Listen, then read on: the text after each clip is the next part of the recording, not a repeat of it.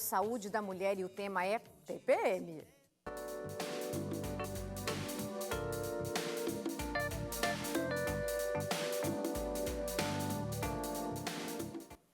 Já estou aqui com a doutora Graciela Machado, que é médica ginecologista, é mulher e entende muito bem o que a gente passa nesse período, né, doutora? Boa tarde. Boa tarde, é verdade, sim, Flávia. Tu sabia que 70% de nós mulheres sofrem com algum sintoma da TPM? É muita coisa, né? É bastante. 70%. E o que acontece com a gente? O que acontece com o nosso corpo quando a gente está na chamada TPM? Então, desde que a gente voltou com essa segunda temporada, a gente tem falado muito sobre o ciclo fisiológico da mulher, né? Sobre a ovulação. Então, a TPM, ela é a nossa segunda fase do ciclo. Depois da ovulação, a gente tem a produção maior de progesterona. E a progesterona faz isso, assim, deixa a gente mais inchada um pouquinho, aquela retenção de líquido. Um pouquinho. Ela atua em alguns receptores Bastante. cerebrais, então muda um pouquinho esses neurotransmissores e nos deixa com essa irritabilidade maior. Então, acaba que ela é o grande maestro dessa segunda fase do ciclo. E eu acho que vale explicar, né, porque a gente tem homens assistindo também, o que é TPM, o que significa essa sigla, doutora? Ao pé da letra é transtorno pré-menstrual, mas eu gosto muito do trocadilho. Perturbe menos. É. Tente perturbar menos. É verdade, porque Sabe a gente por quê? fica muito sensível. Exatamente. E o estresse é um grande estopim para TPM. Então, tem até um estudo mostrando que as mulheres, quando saem de férias, por exemplo, têm menos TPM. Claro, a gente está mais descontraída, está mais leve. Faz Então, sentido. quando a gente está mais estressada, mais sobrecarregada, a gente acaba sofrendo um pouco mais com tudo isso. E o que pode ser considerado sintoma de TPM? Então, desde sintomas físicos, como eu comentei, ficar mais edemaciada, a barriga distender mais, a gente sente mais inchada no abdômen, né? Pernas doloridas, mamas doloridas, tudo por essa ação hormonal também. E também por esses neurotransmissores agindo lá no nosso cérebro, essa irritabilidade, essa necessidade pelo doce. Então, tudo isso faz parte da TPM. Chegando num quadro mais grave, que é o transtorno disfórico pré-menstrual, que seria quando aquela situação te atrapalha a tua qualidade de vida, que tu acaba atrapalhando o teu relacionamento, que tu não consegue mais ser tolerada dentro do teu trabalho, ou sintomas tanto físicos quanto emocionais te limitam. Aí já é um quadro mais sério um pouquinho. Ah, entendi. Então, quando acontece isso, é quando acende o alerta, se está interferindo ali no seu trabalho, na sua vida. Mas o que a gente faz? O que a gente faz, então? A alimentação, a atividade física são grandes aliados, sabe? Uma dieta menos inflamatória, uma dieta mais leve. Por mais que a gente tenha essa necessidade pelo chocolate, por que isso? Por causa desse neurotransmissor que eu falei, a serotonina, a gente quer buscar isso nos alimentos, né? No doce, no chocolate, mas acaba piorando. Então, a gente tem que evitar. Então, não dá para mergulhar no chocolate, não tem jeito. Nossa, quando eu tô de TPM, eu achava que era a única vez que eu podia comer chocolate sem culpa. Não, vai piorar, porque esses alimentos que têm mais ação inflamatória vão te deixar mais retenção hídrica, vão piorar a longo prazo esses sintomas. Então, é uma dieta mais leve, uma alimentação e, claro, os casos mais severos, procurar auxílio do médico, porque a gente tem uma série de medicações que a gente pode usar, desde um próprio anticoncepcional, que são anovulatórios, então não vão deixar tu sentir tanto essa mudança de ciclo, os DIUs medicados, que a gente já conversou aqui também, até mesmo antidepressivos, que podem ser usados ciclicamente, na segunda fase do ciclo apenas para controlar esses sintomas. Bem específico, eu não sabia, Bem doutora. específico também.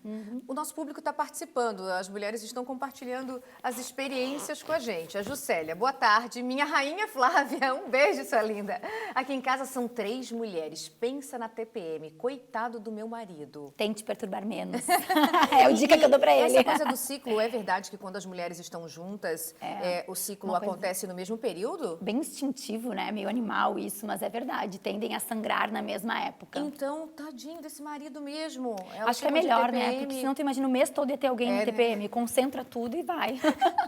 Marido, talvez assim, parceria com um hotel, vai pra lá.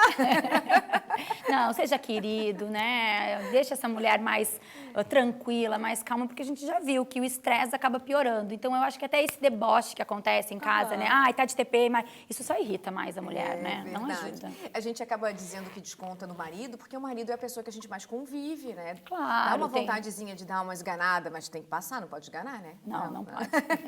A Lili, sofro muito com nervosismo e estresse. Tudo me irrita. Coitado do meu maridão, Alan. Ele só ele para me aguentar. Ele faz até bolo de chocolate para me agradar. É disso É que um a gente marido está querido, falando. viu? Olha, ele mandou foto com o maridão e o bolo.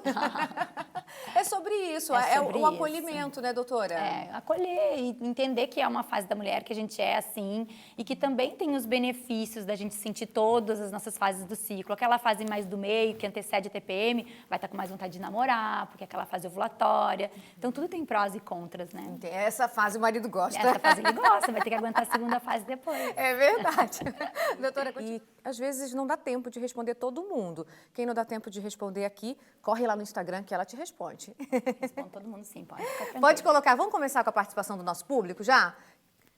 Glau, minha filha tem 12 anos e menstruou dezembro passado pela primeira vez. Está na adaptação, mas a TPM é cruel, cólicas, grande fluxo. O que fazer? Que dó, gente, 12 anos. Essa idade é mais complicado, porque a gente não vai querer começar com hormônios com uma menina com 12 anos, tão jovem, né?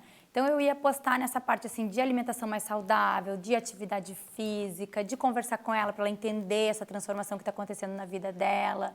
Então, eu ia apostar muito mais nessa parte mais alternativa, assim. E tem fitoterápicos, eu não comentei, mas talvez para ela seria uma boa indicação fitoterápico. Isso que eu ia perguntar. E aquela bolsinha de água quente, um chazinho, que com as vozinhas indicavam, com certeza, vale? Com certeza. Nesse caso da cólica específico, anti-inflamatórios, né, analgésicos comuns, a bolsinha de água quente, tudo vai ajudar. Mas e na questão da TPM, que eu fico meio assim de indicar hormônios nessa idade tão cedo, mas um fitoterápico seria bacana.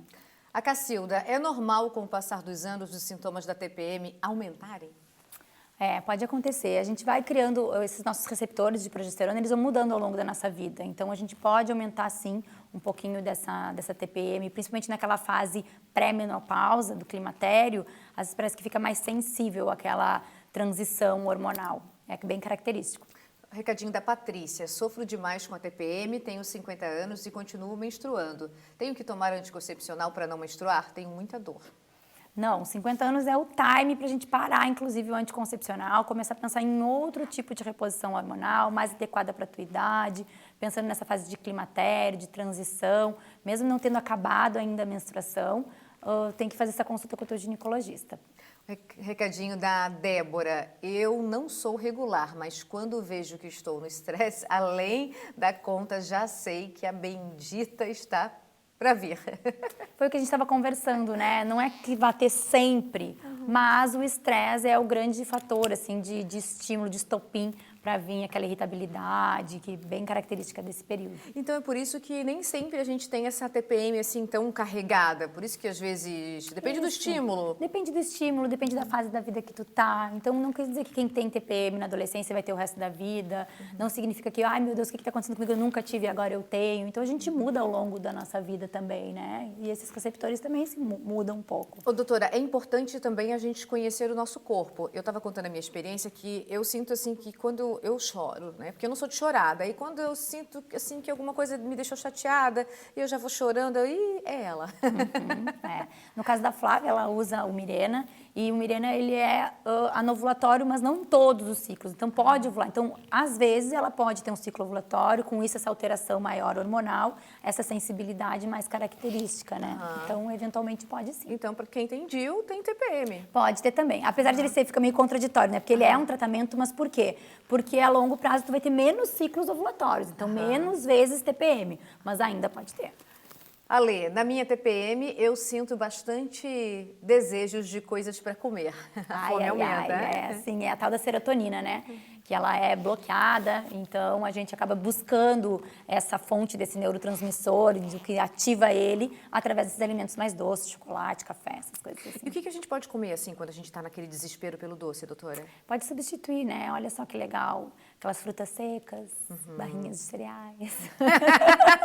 Tu vai fazer igual a Nutri, né? Come 2 castanhas. Gente, 2 castanhas não é lanche, né? A gente vai enganando um pouquinho.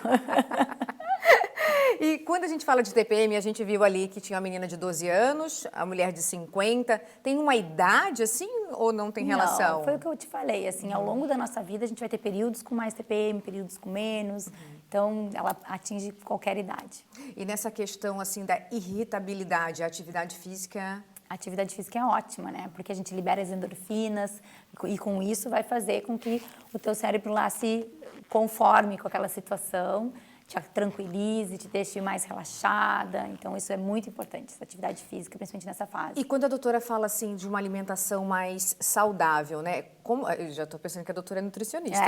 Não me bota em situação aqui difícil. Quando a gente fala de uma alimentação saudável, é comida de verdade. É comida de verdade, evitar aquelas coisas mais frituras, gorduras, sabe? Evitar esse doce mais refinado, do açúcar mesmo. Então, é isso, é aquela alimentaçãozinha mais básica, assim, do legume, da verdura, né? Dos frutos do mar, que são ótimos nessa fase também, por causa do ômega 3, então ajuda bastante. É não mergulhar na caixa de bombom com a desculpa da TPM, então. Não vai ter jeito. Não tem como. Não. E o médico, a mulher, assim, falando dessa questão da TPM, né? Se é uma coisa que está incomodando demais, ela tem que ir mais vezes ao médico, ao ginecologista, doutora? Para ter esse acompanhamento? Sim, foi o que a gente conversou, né? 70% vai ter um sintoma ou outro no cada ciclo, né? Cada ciclo, tem vezes que eu tenho mais dor na mama, tem vezes que eu tenho mais dor de cabeça, que a gente nem comentou, mas é um sintoma bem comum também, né? Então, essa flutuação hormonal não é só a causa da progesterona, mas quando chega ali no final dessa segunda fase, que a gente está por menstruar, a queda muito rápida dela também acaba atrapalhando um pouco, né? Então, quando chega naqueles extremos, né, que a gente conversou, de atrapalhar muito a qualidade de vida, está muito frequente esses sintomas, antes era tão de vez em quando, agora está mais frequente, essa ida no ginecologista é importante para ter esse suporte. Coloca pra gente a pergunta, produção, do nosso público. A Joana, o período de TPM também é o período fértil? Não, o período fértil antecede, né?